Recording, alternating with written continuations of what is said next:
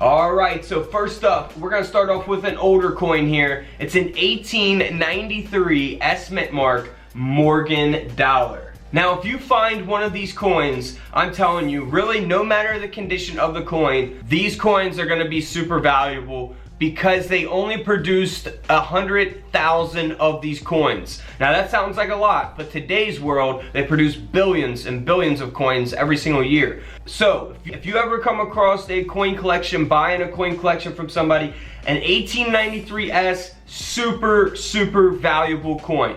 This coin sold in this condition at a fine 15 grade for over $4,700. $4,700. We can see the S Mint mark there on the back of the coin, there between the D and O of dollar. And like I said, you can see how bad the condition is. It's only graded at a fine 15. The coin grading scale goes up to 70. This is at a 15, so very low grade. If this was a mint state grade, boy, this thing would be selling for tens of thousands of dollars. Now here's a coin that's valuable, not necessarily because of its mintage, but because of its error. And we can see that this is also graded at a fine 15, ironically, and it's got a triple strike taking place on the coin. You can see that error there in the images displayed, the design being striked multiple times. So that is really cool. Simple type of error to look for. Really simple type of error to look for. Really don't even need a coin microscope for something like this, but it will really help you see it a lot better. This coin sold for over $700. 700 bucks. Now here is a 1918 wheat penny that has been struck 9 times. Now again, fine 15 grade. Man, did I just get all fine 15 grades in this video or what? This is a 1918 wheat penny here. You can see the triple strike taking place. Really cool and interesting looking type of error. I absolutely love this coin. Man, this coin here sold for over $2,000. So not too bad, a $2,000 penny. We'll go back and keep it old school before we move to some more modern coins. This is a 1916 D Mint mark Mercury dime. Now it's only graded at a very fine 20, and you may ask, why would it be valuable? Well, just like the Morgan dollar coin that we looked at, this Mercury dime, the 1916 D, they only produced a little over 260,000 of these coins for that date and that particular mint mark. Now here on the reverse, the mint mark is going to be there at the bottom. That's you can see that D mint mark there at the bottom to the left of the bottom of the torch. And you can see that it's not in great condition at all. It's graded at a very fine 20. You know, if it was in mint state grade, it would sell for tens of thousands of dollars. This coin sold for over $3,000 just in the condition that it's in. So again, if you ever come across flea markets or anything like that, always watch out for 1916 Ds. And of course, fake ones also. You know, there's a lot of fakes out there.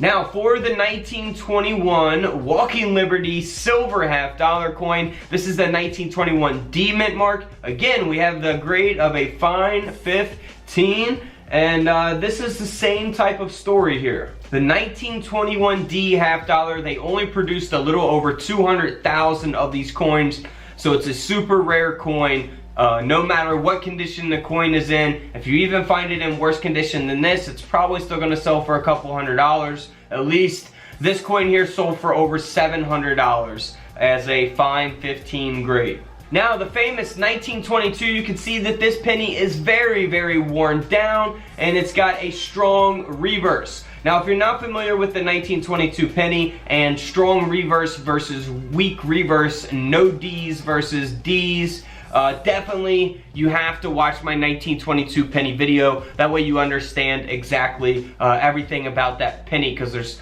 tons of information about the 1922 Lincoln wheat penny here. So this coin here sold for over $1,400, 1,400 bucks.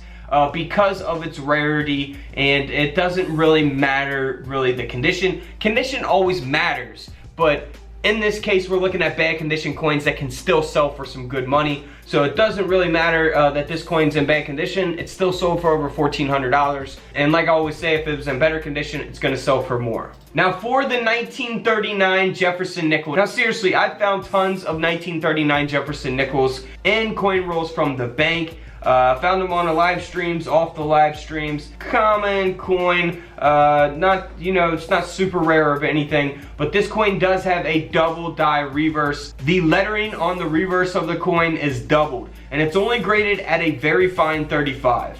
So keep that in mind. It's not in the best condition. If we zoom in here, you can kind of see that there, that lettering there doubled there on the reverse of the coin. Always look for that. You definitely need a USB coin microscope to look for those. I have those available on couchcollectibles.com. Link is always in the description of every single video. Now this coin here sold for a little over $120. But the same thing with this, if this coin was a mint state graded coin, it would sell for a lot more money. This is a very simple thing to look for on your 1942 Ds. Now this is the non-silver version of the 1942 nickel. There's also a silver version. So on this nickel, for the non-silver, the mint mark is going to be there towards the right of the building, and that's what you want to look for. In this case, this has got a D over a horizontal D. Now some of these sell for thousands of dollars. This coin only sold for around $220, and that's because of the grade being an extra fine 40. So again, if it was in better condition, we'd get a lot more money out of it.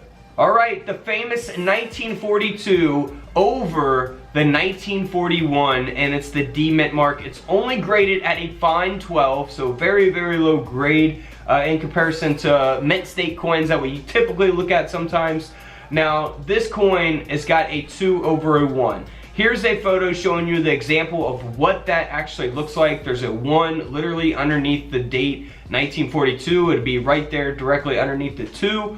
And this coin here sold for over $325 in this condition. The D mint mark there again on the reverse of the coin. So not bad. Over a $300 coin. Would have sold for a lot more had it been in better condition. Now for the 1943. Now seriously, if you're like just going to your coin shop or something and you're going through quarters or something, maybe just always keep an eye out on things like this. You go through the silver bin 1943 quarter. It's graded at a very fine 30 by PCGS. It does have that double die obverse. So we can kind of see that doubling there on the phrase "In God We Trust" really well, I think. And it's just kind of worn down a little bit because it's been, you know, very circulated coin there. And this coin still sold for over $1,700 because of that double die obverse. Now again, if this was a mint state graded coin, we're talking a lot more money than $1,700. The famous 1955 double die, woo, this is one of my favorite coins. The coin has been cleaned. You can see that it is in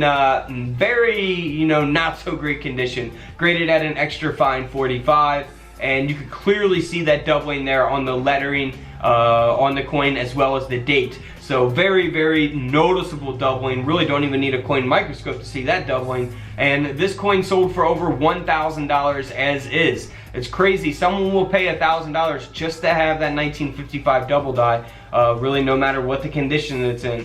So always keep an eye and search your 1955 pennies. Same exact thing for the 1969S. This coin is in absolutely horrible condition, graded at an extra fine 45 also. And we've talked about these coins that have sold for literally, you know, over $100,000. Now this coin, you can see once we zoom in here, the doubling, very noticeable on the phrase "In God We Trust," the date and liberty.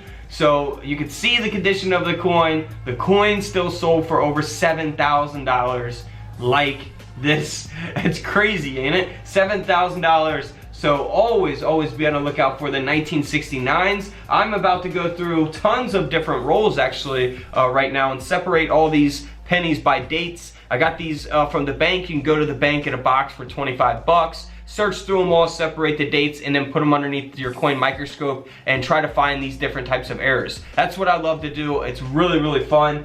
And like I say, $7,000 for that penny. Let's move on to the 1971 Denver minted Washington quarter. Now it's graded at an extra fine 40. It's not a mint state grade. It's not the lowest grade in the world, but you know, it's still a circulated coin, and it's got a double die reverse. So that's really what's going to keep it, you know, what's going to give it value there. So always look for doubling on the reverse of your 1971s. I've done a whole video on that, so definitely go check those out. This quarter sold for over $1,000. Not bad for a Washington quarter from 1971.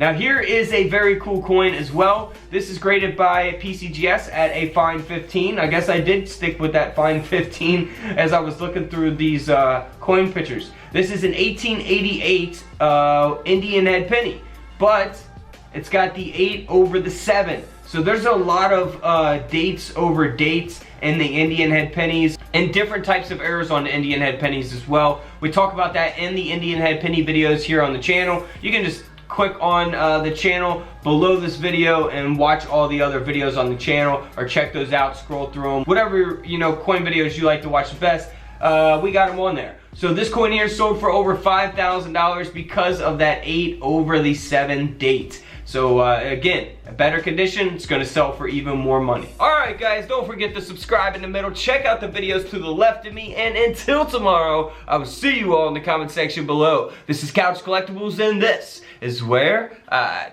disappear.